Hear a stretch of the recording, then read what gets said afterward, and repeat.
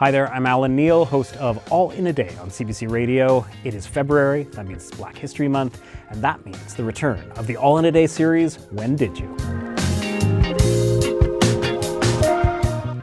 When Did You is in its 5th year now here on All in a Day. It's a series where we invite two amazing Black Ottawans into our studio, each with a question that start with those very words, when did you? It forces them to delve into their own personal histories, and you never know what's going to happen. For instance, one of our pairs was Monique Fuller, the co-founder of OBAC, the Ottawa Black Arts Kollective, and Ruby Edet, the executive director of Capital Heritage Connexion. Monique's question to Ruby turned out to be a tough one. Ruby, when did you first realize that you were enough and that you didn't have to work twice as hard as everyone else? What I would say is realizing that you're enough, realizing that you don't have to work twice as hard for a Black woman in today's society is a goal.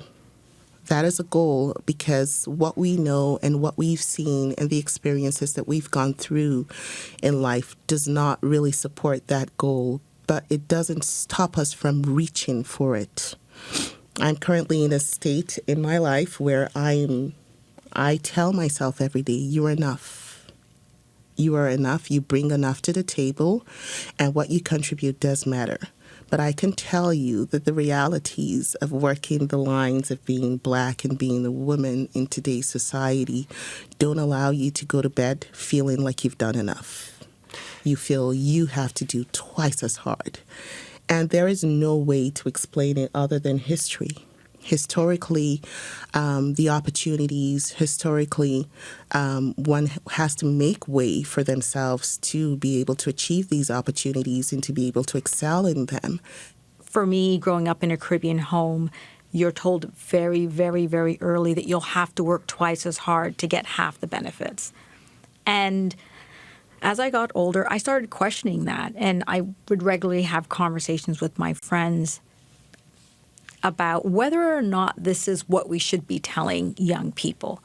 I think on one hand, it could be argued that you're setting them up for the realities of life. But I also think you're setting them up to work twice as hard and expect half the benefits. And I think there's a danger in that.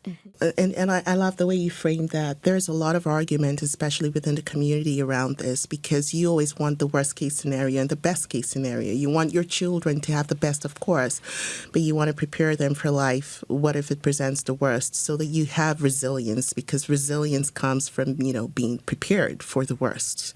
So when it comes, your kids are able to stand strong and take it, right?